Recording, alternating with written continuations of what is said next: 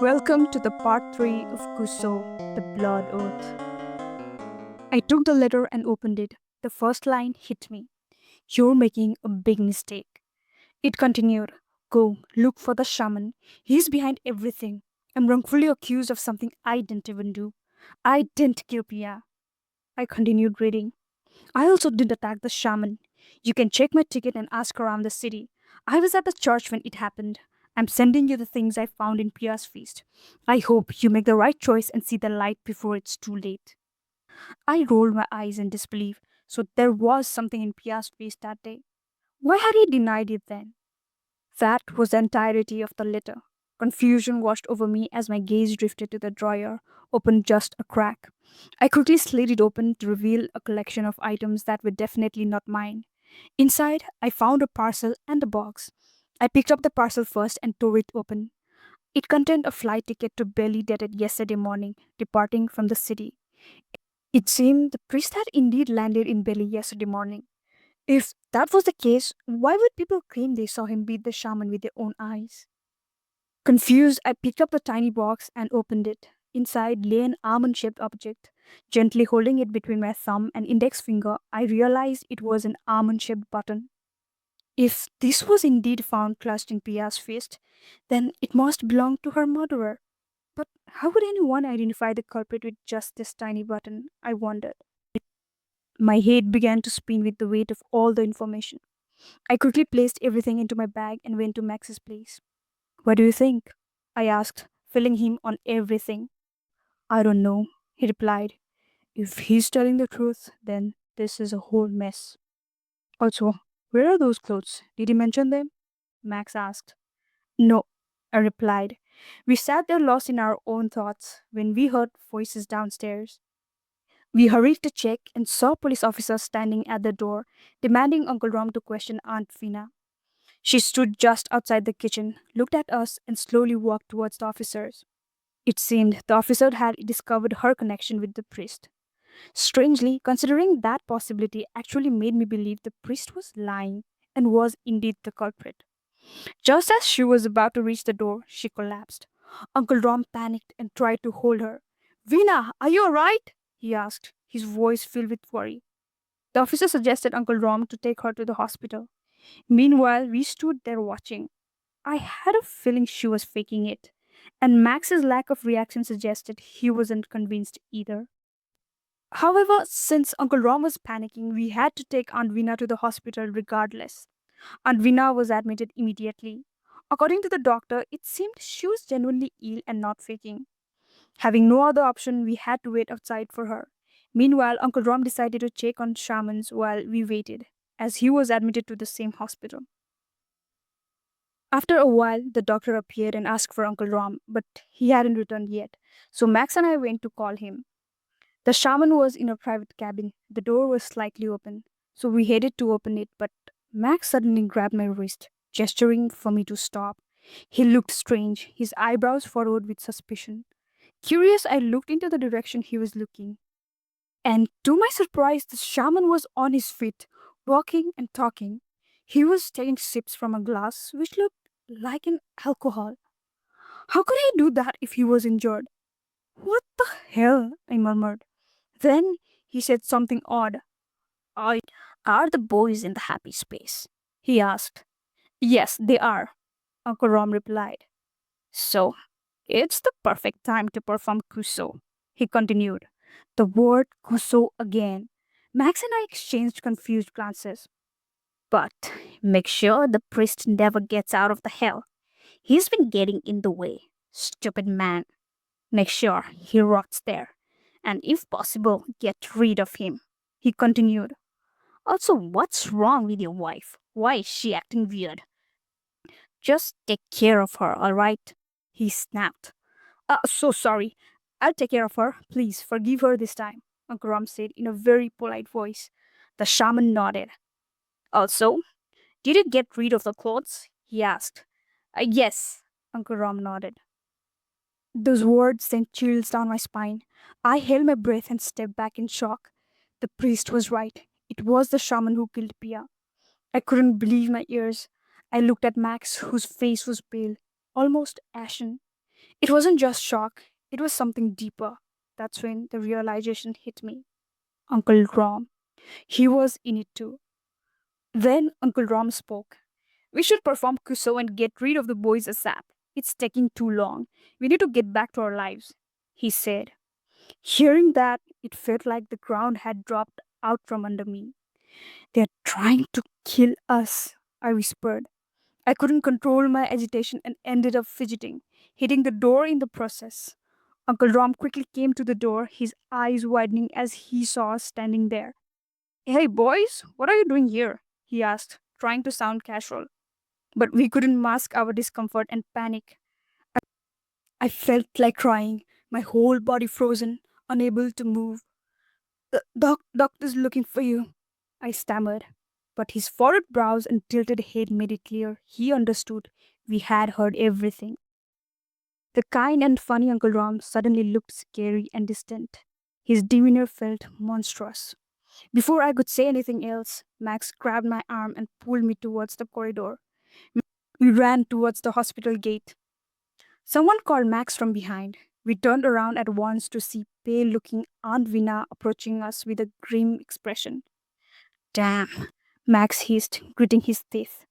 Just ignore her, he urged. Wait! Aunt Vina called from behind, but we kept walking. Run, he said. Without a word, I obeyed. Just Pia's face flashed in my mind. Her tearful expression mouthing the word, Run! Played in my head. Before I could fully process everything, we reached our house. My grandparents were prepping the vegetables. Grandpa, we need to leave this place right away, I blurted out. Hey, what's wrong, dear? Grandma asked, her voice laced with worry. Grandpa, it wasn't the priest who killed Pia. It was Uncle Melon himself. He killed his own niece, I blurted out, tears welling up as I spoke. Who told you that? Grandpa asked, his voice hesitant. We heard him say everything himself, I replied, and then I recounted everything we had overheard. If that's the case, we must leave immediately. I can't risk losing any more lives. Let's go, Grandpa declared, gesturing to Grandma to bring his coat. Meanwhile, Max and I grabbed some food and water. We knew we'd be traveling miles. Wait, why don't we go to the police station first and tell them everything? Max asked. The police won't believe us without proof. So first let's go to a safer place. I'll take care of the rest after that, Grandpa assured us. We Grandma squeaked in shock, while Grandpa turned pale as he observed the truth. Poor thing, Grandma murmured, looking at Max with sympathy. Come here, dear. We'll fight together, Grandma said, pulling Max into a comforting embrace. However, Max remained stiff. His expression was unreadable, but he looked utterly weary. He must have been having a terrible time processing everything. But, as always, my grandparents believed everything I said. And every time my grandparents trusted me so completely, I felt a surge of warmth and strength. It always eased every tough situation and made me feel like I could overcome any hardship. If that's the case, we must leave immediately. I can't risk losing any more lives. Let's go, Grandpa declared, gesturing to Grandma to bring his coat.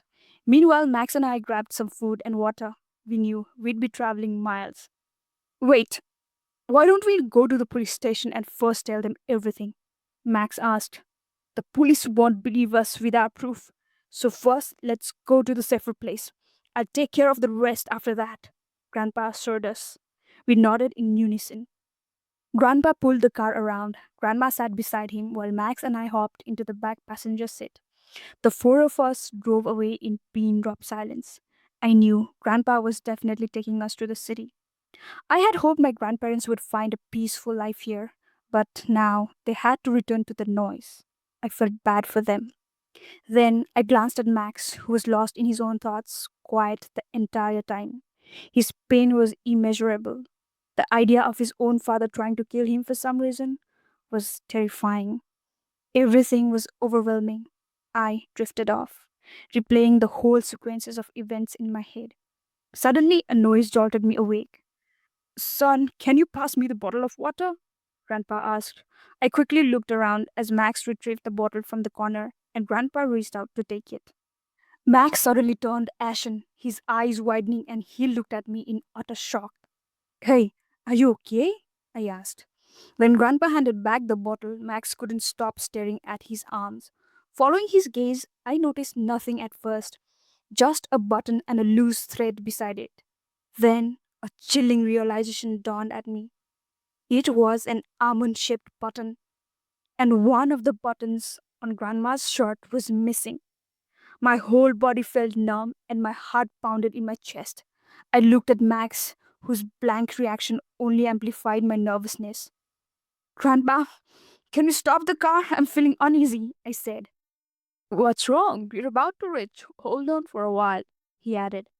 We're about to reach? So soon? Aren't we going to the city? I asked. No, we're going to the next village to my friend's house. We'll be safe there, he replied. Why don't we go straight to the police station instead? Max snapped. You don't understand. It's complicated, kid, Grandpa said. Oh, is it? Or are you trying to make it seem complicated? Max retorted. Grandpa stopped the car and looked at us, a puzzled expression on his face. Hey, what's wrong with you two all of a sudden? He asked. I understand it's been an eventful day and you've had to go through a lot. But trust me, I'll fix everything for you guys. Just try to cheer up, boys. We're about to reach, he said. The words rolled off his tongue so easily, devoid of any real emotion. Yep, Grandpa is right. Have some patience, boys, Grandma added. Now even Grandma seemed different. Is she too involved in this crime? I wondered. Before I could reply, Max opened his door and got out of the car. I followed suit. Hey, get back in the car right now, Grandpa yelled. We will, if you tell us where the button from your coat went, Max demanded. Grandpa just stared at us blankly, completely feigning ignorance about what we were talking about. What are you talking about? Grandpa asked, his voice laced with confusion, though it felt forced. The button you lost while killing Pia, if I'm not wrong. Max sneered, his voice dripping with accusation. My eyes were fixed on Grandpa, silently pleading that he would say something, anything, to prove this was all a terrible misunderstanding. But instead, his cheeks flushed crimson, and his eyebrows furrowed in a frustrated scowl. He was clearly searching for an answer, but he came up empty. He could have simply said, What nonsense are you talking about? There could be anything with similar buttons. I could have readily believed him, but to my dismay, he remained silent. Then I looked at Grandma. Her hunched back and vacant gaze fixed on the road spoke volumes. She was no innocent bystander in this. I shook my head and gestured for Max to run. The sun was setting and we had no idea where we were going, but we had to reach to the police station somehow. The area was quiet and eerie with no sign of habitation, but we kept moving cautiously. After walking for what felt like an hour, we saw lights in the distance, a sign of habitation. Relief washed over me. We walked towards that area. As we approached, a vehicle passed and stopped a few meters ahead. A man leaned his head out of the window. Hey boys, what are you doing here? The man waved. Max and I exchanged puzzled glances. Who is he? How does he know us? Max whispered. We hesitantly walked towards the jeep. The man looked familiar, but I couldn't place him until something moved in his seat beside him. It was a dog wagging its tail as it saw us. Nancy! Max blurted out. That's when it clicked. The man was Nancy's real owner, the one we had seen outside the shaman's house. Where are you going? He asked. Just to see someone, Max replied. Here? Who? The man pressed. Our uncle, Max answered. The man looked at us with a serious expression. Is everything alright, boys? Something doesn't feel right here. You can tell me. I'm a cop. I was surprised to hear that, but Max interrupted my thoughts. No, thanks. We'd like to go see our uncle. He lives nearby. Let's go, Robin. He gestured to me. But the man just sighed, folding his arms as he watched us. Boys, after hearing that, I'm not gonna leave you two. What do you mean? Max snapped. I know I know you people are lying to me. Because nobody lives here. These aren't houses. They're greenhouses for medical herbs created by the government. And I'm here to collect some. So hop in and tell me what's going on. Max Max's face flushed red. I think we better trust him. He's a cop, I whispered to Max. I don't know. I trust nobody, he murmured. Can you take us to the police station? I asked. Yeah, sure. I'm heading there anyway, he replied, his eyebrows lifting in amusement. For some reason, I wanted to trust this man. Hey, do you think there is a possibility that Shaman, the one everyone looks up to in Delhi, could be a bad person? I asked. Yeah, yes, of course I do. In fact, I know he's a bad guy and he's linked to some truly evil stuff. My eyes widened at his revelation. Then why don't you put him behind bars? I asked. Because he's a powerful man, it's next to impossible to gather concrete evidence against him. And without strong evidence, no one can do anything, he explained. We can be proof. They're trying to kill the both of us for some reason. And sadly, our parents are involved with him. They're trying to kill us in the name of something called KUSSO, I blurted out. The man abruptly slammed on the brakes, turning to look at us in horror. You guys are going to be KUSSO'd? Yes, I replied. So that means you're going to be sacrificed, he added, his voice filled with disbelief. We can call that because we overheard them saying we are going to be killed very soon, I confirmed. The man looked horrified. That's what the ritual is about. You two are chosen to be sacrificed for some ritual, he said, his voice shaking. What? Max blurted out. What happens without sacrifice? There's definitely some reason your parents have. That's why they're ready to sacrifice you. I can't believe this is true. I knew he was up to no good, but performing Kusso? I thought this tradition was long gone, he said, surprised. Now what? Max asked. The man paused, looking at us. I don't know yet. Then he started driving again. After what felt like an hour, the jeep stopped in front of a house. Several other cars were parked there too. Okay, let's go inside the house, the man said. Where are we? This doesn't look like a police station, I asked, a hint of panic in my voice. Just get inside. We'll need a backup. My colleagues are inside, he said. Max and I exchanged an uneasy glance and hesitantly got out of the car. The man went inside and we followed. It was a single story house situated in a very quiet location. We walked through the main door and into a large hall with white walls. Several people were sitting inside. I scanned the room and its occupant, and my heart sank when I saw the shaman sitting in a large chair in the center. Shh, Max mumbled, gritting his teeth. I knew he couldn't be trusted. It felt like my soul had detached from my body. I felt like I was floating. Next to the shaman sat Uncle Rom, and in the corner was Grandma with someone I didn't recognize. Then I saw Grandpa taking out drinks on a side table. We are definitely dead now, I thought. We turned to run, but the man who brought us there grabbed us, his arms locked around each of our necks. The shaman smirked. You boys are right on time. Please make yourselves at home, he said, his tone mocking. Great job, Bo, the shaman said to the man. No worries. Fortunately, I found them just in time, Bo said, smiling. Here you go. Gotta get back to my duty, he said, handing us to the shaman's men. Sure, please go ahead, Grandpa replied. Bao nodded and left. I felt numb. The shock had completely overwhelmed me. I stood there like a statue. Someone came and started tying us up. Leave! Max yelled, but his voice sounded distant and weak. We were then carried to a quiet, dark room. They kept us there, tied up for hours. Max sobbed initially, but then there was a pin drop silence.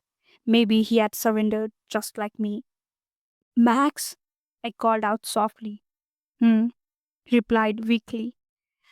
Guess I'll see you in the next life. I pray to God that we'll be brothers in our next lives, I said. He chuckled humorlessly. Do you still believe in all that stuff about God granting wishes? That's bullshit. We are going to die, and that's the end of it. He said softly, but his words were harsh and final. And he was right. Tears welled down my cheeks. Outside, we could hear the blowing of. Conch shell. Prayers and chanting began. The ritual had started. So, this was goodbye. It sounded like they would burn the place we were in. The sounds made me drift away. I couldn't hear anything anymore. I felt heavy and peaceful at the same time. Suddenly, I felt warmth and coziness. I saw a huge, lustrous garden filled with dragonflies. Excited, I ran to catch one. A man came running towards me with open arms. I felt incredibly happy to see him. Dad! I exclaimed. He held me in his arms and swung me around. I felt the thrill and laughed. The space felt warm, and his hug felt heaven. Everything was so bright. Dad, can you help me catch the dragonflies? I asked. Yeah, sure. We must catch the red ones. They are the queens, he said. As promised, he caught one and gently placed it in my hand. I was overjoyed. I looked at it and then let it fly away. We both laughed. Then a voice called, Robin? Mom? I called out, looking around to find her. Robin? It called again. I looked around eagerly, but I couldn't see her. I turned back to Dad, but he was gone. Dad! I called, suddenly scared. Robin! The voice persisted. Mom! Dad! I cried out in huge garden, which suddenly felt eerie and cold. Robin! The voice didn't stop. Then I felt a sharp sting on my cheek. My eyes snapped open. Someone was holding my cheeks tightly. I blinked, trying to clear my blurry vision. It was Aunt Vina. I pushed myself up from the lying position. Are you alright? She asked, placing her hands on my shoulders. I sat up straight, completely disoriented. There was a cacophony of voices and the wailing of police sirens. I couldn't make sense of anything. Then I saw a large fire raging in front of me. Police officers were working to extinguish the flames. Many people were milling around. It took me a while to grasp my surroundings. I looked around and saw police officers leading away the shaman, Uncle Rom, and my grandparents, and several other people. Then I frantically searched for Max. Where is Max? I asked Aunt Vina, suddenly realizing who was in front of me. Hey, you called the police? I asked, taken aback and looking at her again. She nodded. They believed you? They had to. Bao helped me, she said. Bao? I asked, surprised. Yes, he's there with Max. I looked in the direction she was pointing. It was the same man. Why, why did he leave us there earlier if he was going to help us anyway? I wondered. I walked towards them. Max looked unwell and was drinking water. Seeing me, he stood up abruptly and ran to embrace me. We stood there hugging each other for a long time. We need to leave now, Bao said. Hey, you left us there earlier. What if we had died? I blurted out. Sorry, man, I had to do it. It wasn't just about you two, but the whole racket. I took a risk to clean out the entire route. If I had taken you to the police station straight away, no one would have been interested or even believed you. But since they saw the act live, they finally understood the gravity of the problem. He explained. Yeah, that makes sense. No worries. You did a great job, Max replied. It was Sunday morning. Max and I went fishing with Mr. Moto. Hey, how did it feel inside the jail? Max asked. Oh, don't even ask, Mr. Moto replied. I survived in the hope that you boys would do something with the clue I left behind, he added. Oh, yes, the clue. It did help us open our minds, but we couldn't directly act on it. We only experienced shock after shock as things unraveled, I said. Mr. Moto burst out laughing. A monstrous laugh. God, you don't even sound like a priest, but a monster, Max teased. I, I sighed. Life's unexpected. I thought you and Aunt Vina were the villains, I said. But it turned out completely shocking. I never in my life thought Aunt Vina would save us. No, it's not like that. She's been trying to save you people from the very beginning. Ever since she found about the ritual, the priest said. Max's dad was drowning in debt, and the business collapsed when he met the shaman. who brainwashed him into believing that the only way to cleanse himself was by performing this ritual, where he had to sacrifice his own blood. Weirdly, he agreed. But Vina couldn't.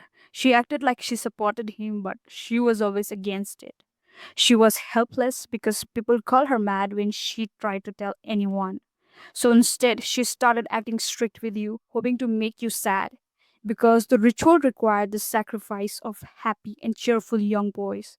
So, so yeah, she tried her strange ways to prevent it, the priest explained. Wow, that makes a lot of sense. What about my grandparents? I asked. Well, they were brainwashed into believing their bloodline was cursed and that they had to cleanse it by sacrificing you. I just looked at him speechless. But what about you? How did you end up in this chaos? I finally asked. The priest sighed. Actually, I lost my younger brother in a ritual too. My parents sacrificed him thinking our family was cursed, and that sacrificing him would bring peace. The shaman, the shaman brainwashed them and took all the savings as well. But nothing changed. They never realized the root cause of the problem was themselves. The sick and twisted shaman took advantage of that vulnerability. But when things didn't improve and only worsened, it was too late. They couldn't bear it any longer, so they took their own lives. I witnessed my family collapse. I could only live in regret because I did nothing to prevent it. I just watched it all out of frustration. But but later I realized I could have done so much to prevent that misfortune. However, it was too late. Later, I somehow found out about the shaman's whereabouts and realized he was continuing his act with other people as well. So I decided to expose his reality to the world. My eyes widened hearing that. We sat there in silence for a while, contemplating how all three of us had shared a similar misfortune. Well, I think you should adopt us, Max said all of a sudden. What? The priest said, startled. Max looked into his eyes with a serious and sad expression. The priest looked at him uncomfortably in confusion.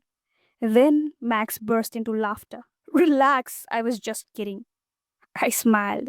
The priest sighed. I'm too young to adopt you fellas, he joked. Oh, please. You're almost 50, I can tell that, Max teased. What? I'm just 35, the priest snapped playfully. Come on. You look like a grandpa, don't lie, Max teased. The priest frowned dramatically. We all burst into laughter.